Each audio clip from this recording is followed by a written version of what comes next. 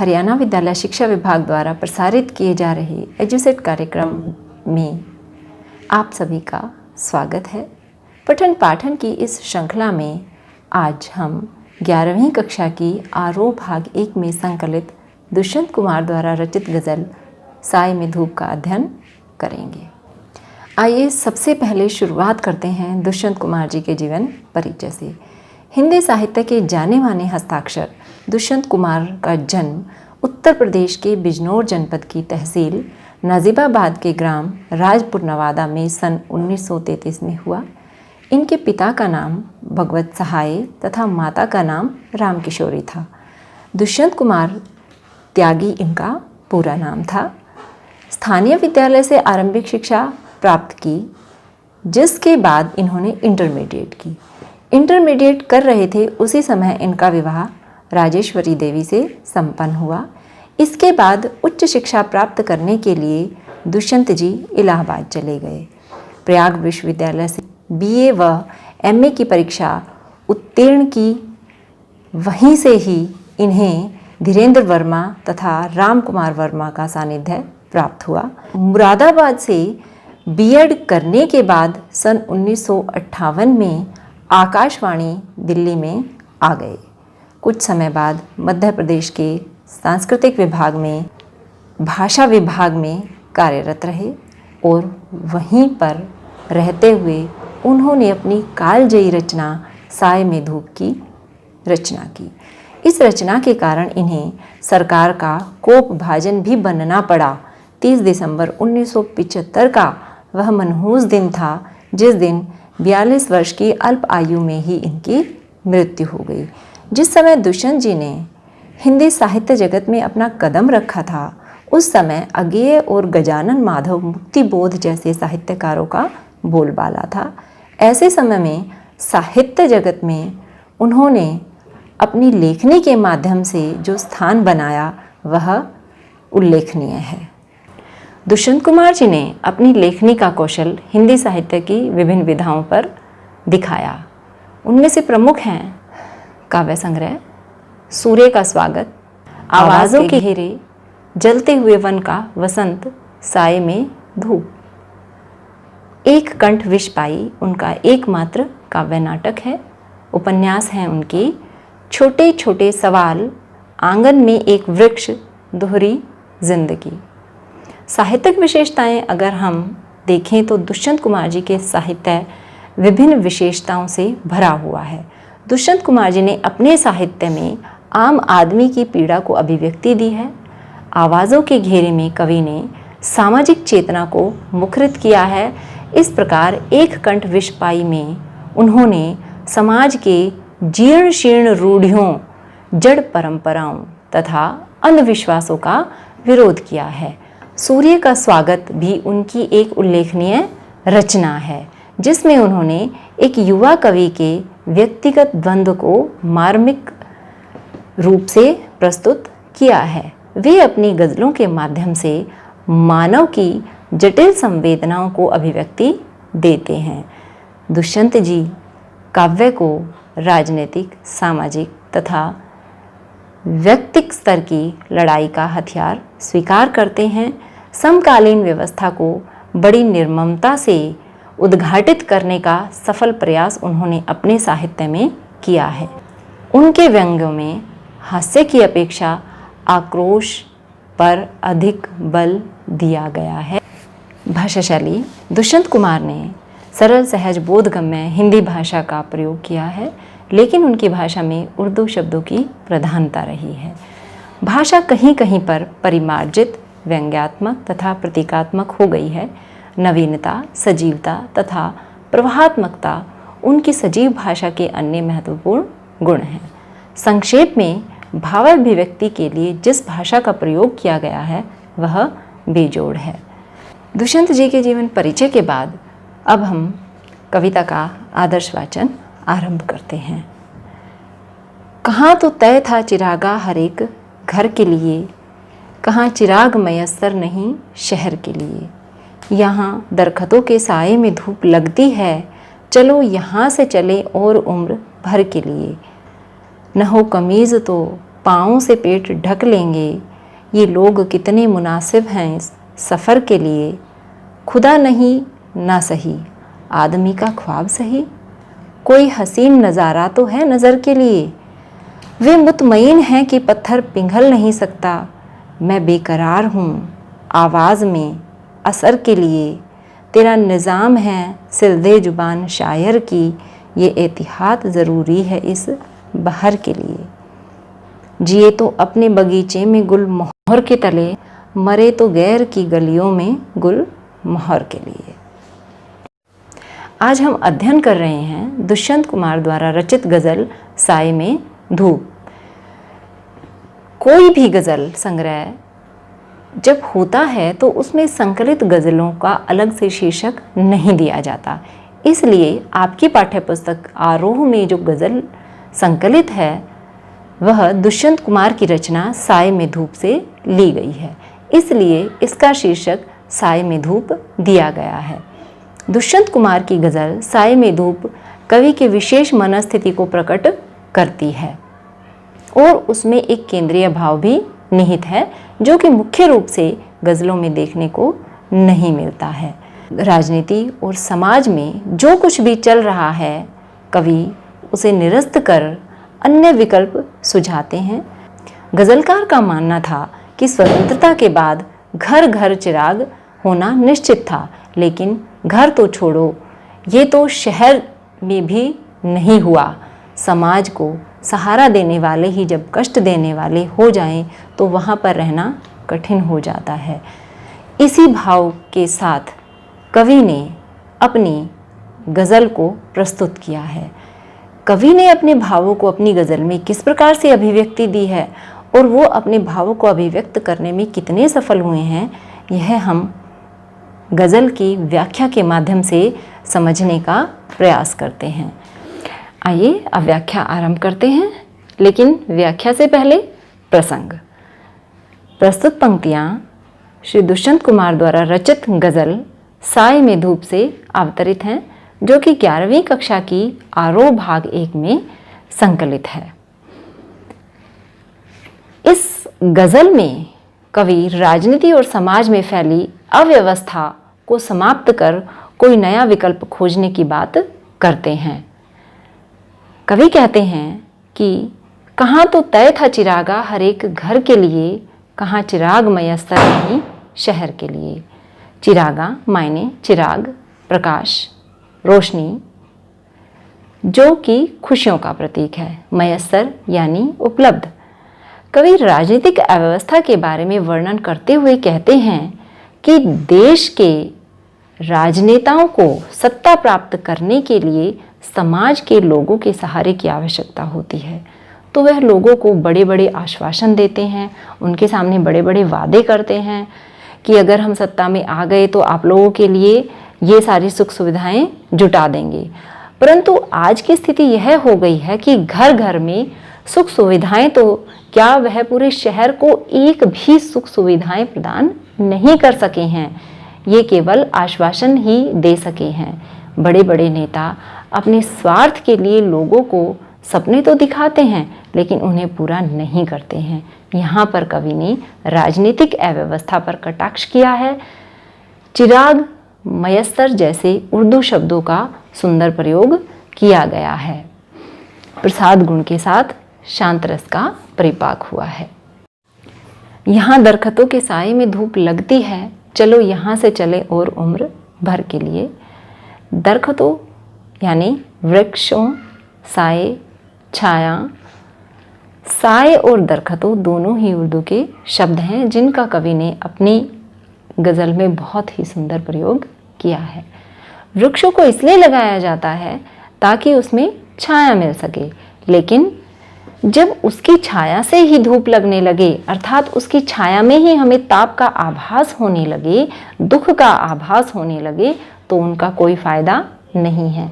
इसलिए ऐसे स्थान से सदा के लिए चले जाना ही बेहतर है। अर्थात कवि राजनीतिक क्षेत्र की अव्यवस्था पर कटाक्ष करते हुए कहते हैं कि जनता को अनेक प्रकार की सुख सुविधाएं उपलब्ध कराई जाती हैं, परंतु आज जनता के लिए वही दुख का पर्याय बन गई हैं। अस्पतालों की स्थापना चिकित्सा के लिए की जाती है, अदालतों की स्थापना लोगों को न्याय देने के लिए की जाती है, लेकिन अस्पतालों में चिकित्सा उपलब्ध नहीं है और न्यायालयों में न्याय उपलब्ध नहीं है। आज के लोग अपनी सुविधाओं से ही दुख की प्राप्ति कर रहे हैं। जो सुविधाएं उनके लिए दी गई हैं उसी से ही उनको दुख की प्राप्ति हो रही है, तो ऐसी सुविधाओं का कोई फायदा नहीं है। इसका कोई विकल्प तो निकालना ही चाहिए। जब अपने ही वृक्ष छाया देने की अपेक्षा ताप का अनुभव कराने लगे तो वहां से चले जाना ही बेहतर है।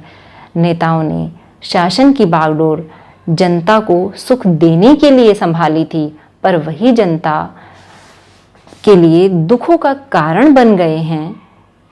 इसलिए ऐसे दरख्तों के नीचे से निकल जाना चाहिए। यहाँ पर दरख्तों के साए में धूप लगती है, विरोधाभास की सृष्टि करता है। न हो कमीज तो पैरों से पेट ढक लेंगे, ये लोग कितने मुनासिब हैं इस सफ़र के लिए।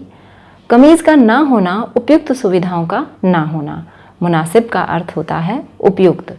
कवि कहते हैं कि यदि इन लोगों को उपयुक्त सुविधाएं नहीं मिल पाती हैं तो वह बिना विरोध के अभाव में जीवन जीना सीख जाते हैं। यदि इन्हें पेट ढकने के लिए कमीज उपलब्ध नहीं हो पाती है तो ये अपने पैरों से ही अपने पेट को ढक लेते हैं, अर्थात अपने पैरों को सिकोड़कर अपने तन पर वस्त्र की कमी को पूरा करते हैं। अर्थात ये किसी भी प्रकार की परिस्थितियों में अपने आप को ढाल लेते हैं, लेकिन अन्याय और अव्यवस्था के विरोध में आवाज़ नहीं उठाते हैं।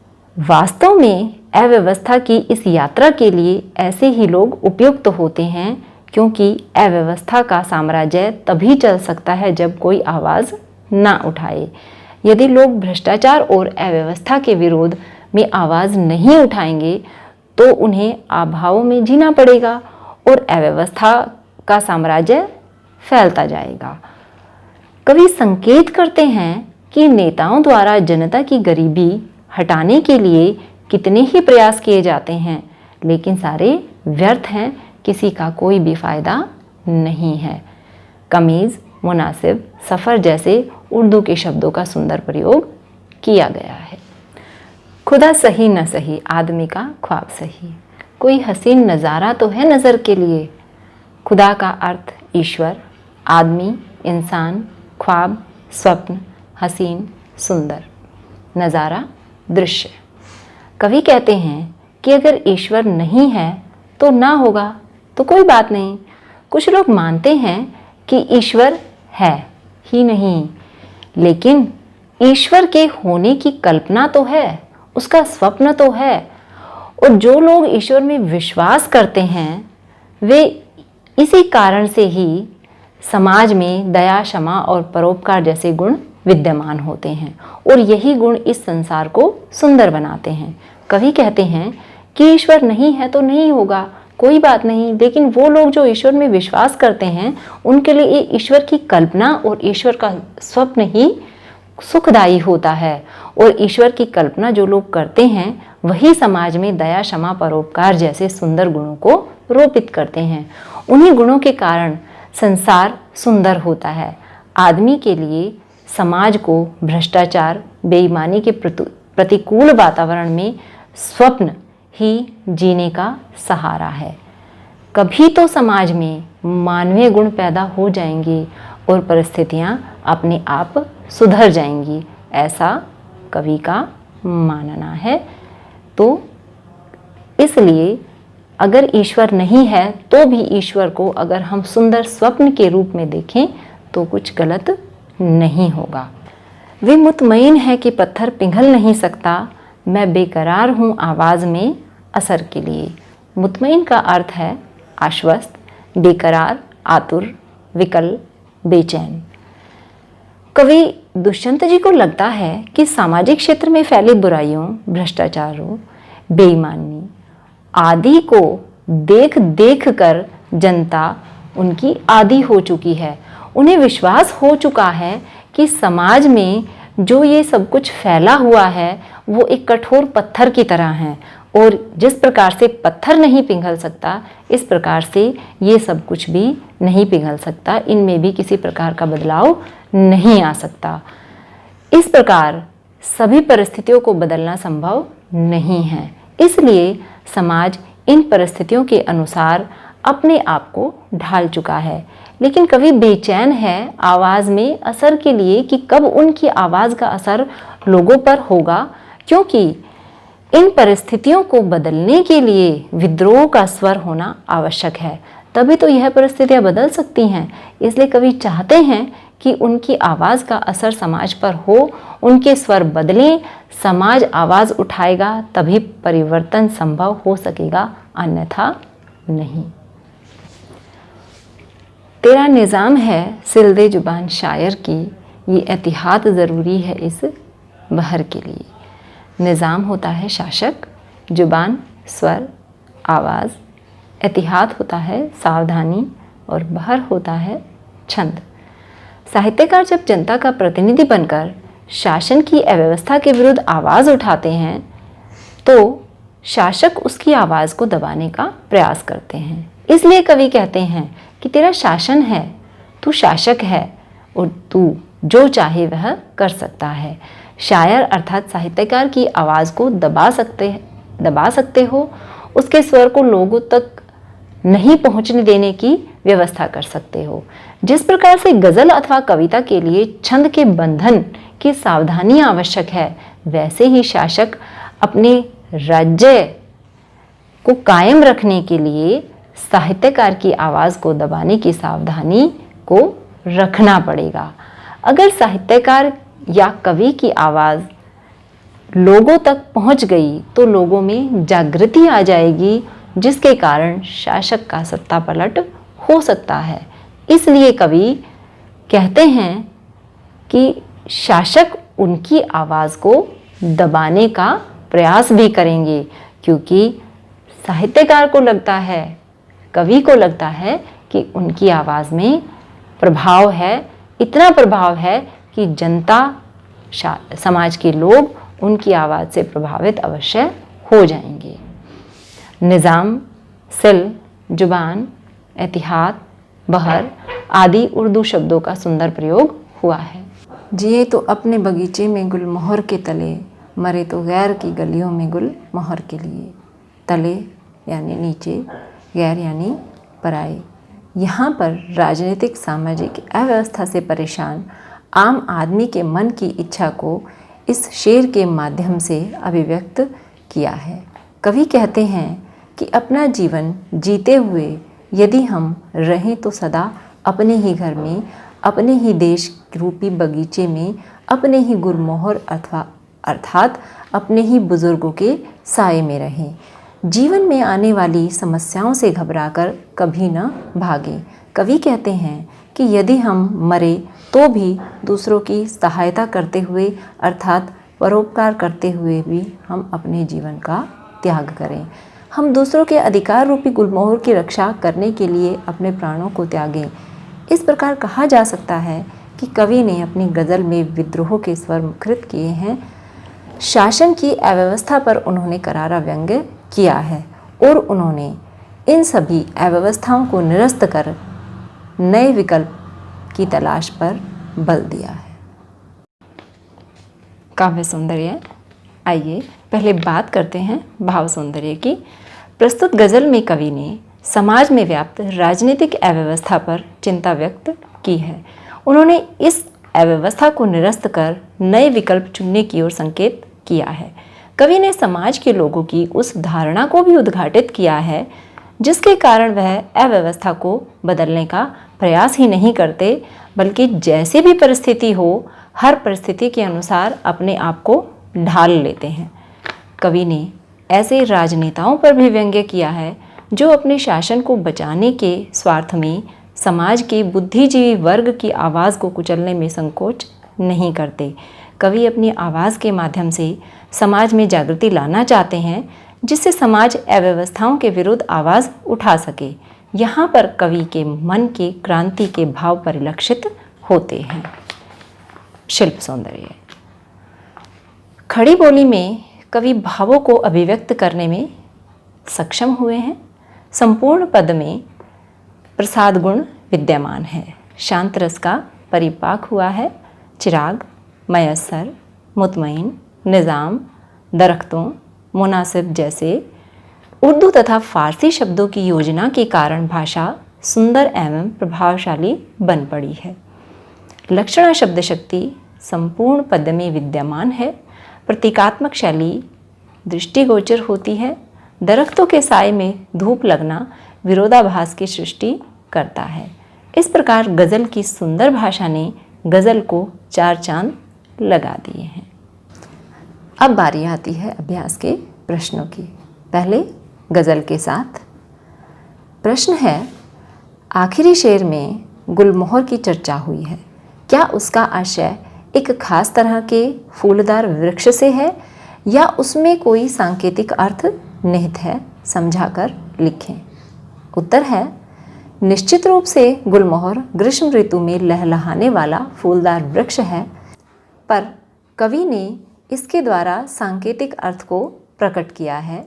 यह घना छायादार पेड़ अपने घर, नगर और देश में प्राप्त होने वाला कष्टों से राहत प्राप्त होने का प्रतीक है। यह हमारे जीवन का आधार है। यह परायों के सुखों और जीवन का भी प्रतीक है। हम अपना जीवन जीते हुए दूसरों के जीवन को सुखमय बनाएं, ऐसा कवि चाहता है और इसलिए यहाँ पर गुलमोहर 2 प्रतीकार्थक के रूप में प्रयोग हुआ है। पहला सुख और सुविधाएं और दूसरा है दूसरों के सुखों के लिए अपनी जान को न्यौछावर कर देना। अगला प्रश्न है, पहले शेर में चिराग शब्द एक बहुवचन में आया है और दूसरी बार एक वचन में। अर्थ एवं काव्य दृष्टि से इसका क्या महत्व है?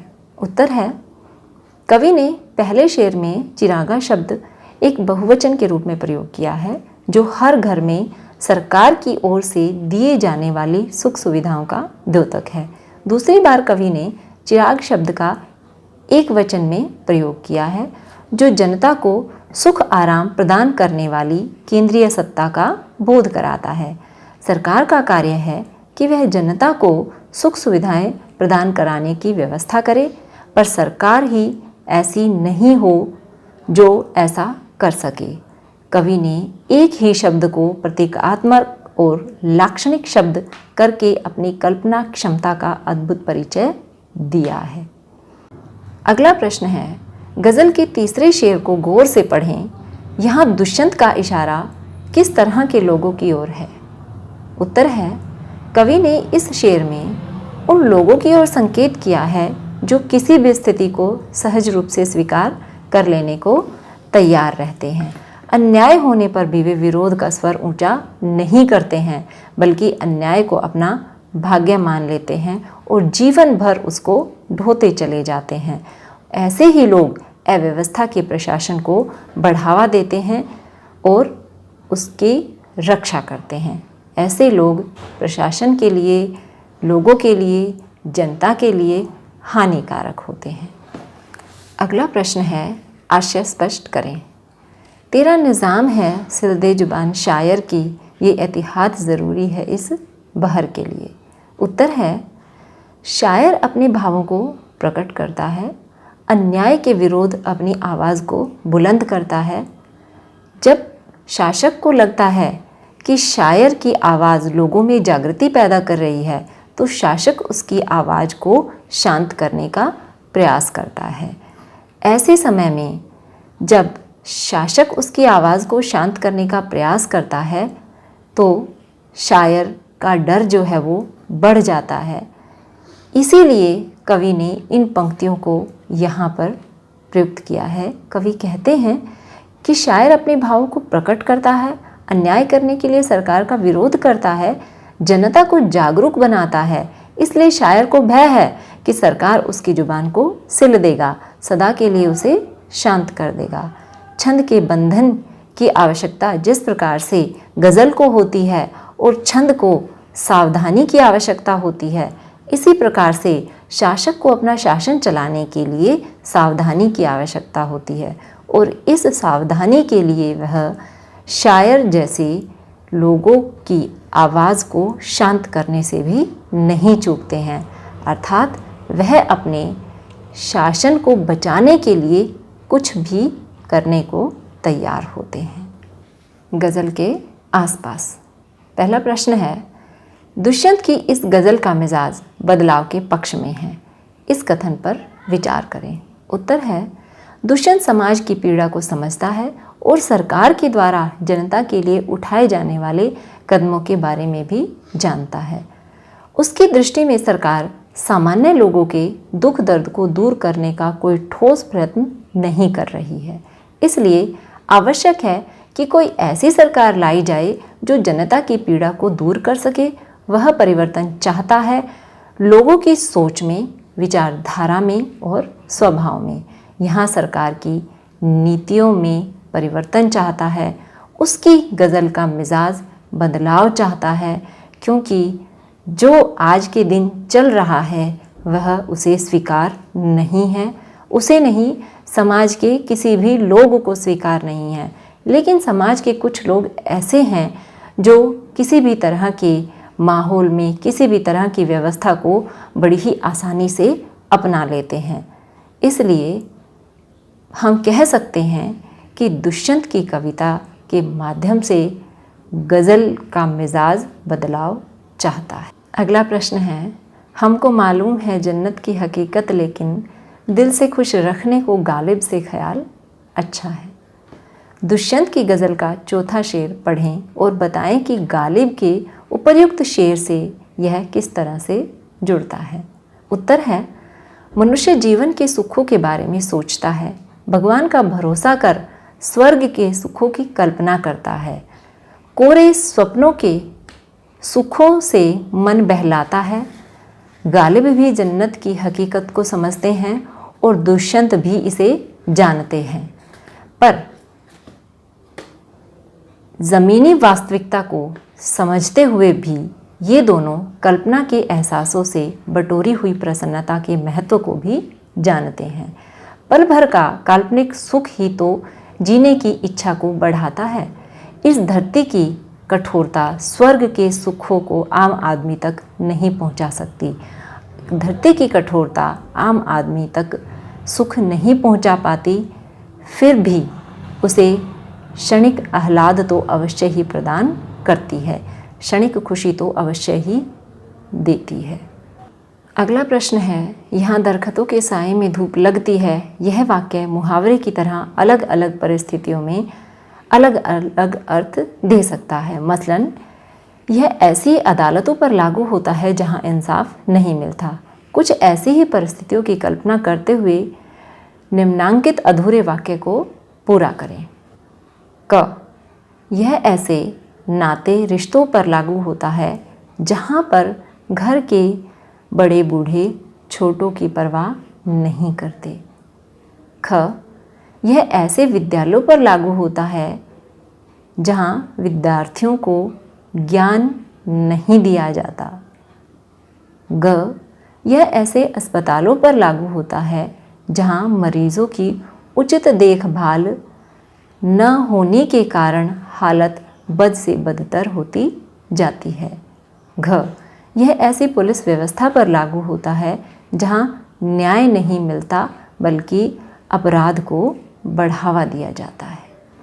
इस प्रकार कहा जा सकता है कि कवि देश की राजनीतिक व्यवस्था से संतुष्ट नहीं है। कवि क्या, समाज के लोग भी संतुष्ट नहीं हैं, लेकिन उनमें विरोध करने का साहस नहीं है। कवि को आशा थी कि देश की दशा में सुधार आएगा, लेकिन सुधार आने की अपेक्षा दशा और अधिक बुरी हो रही है।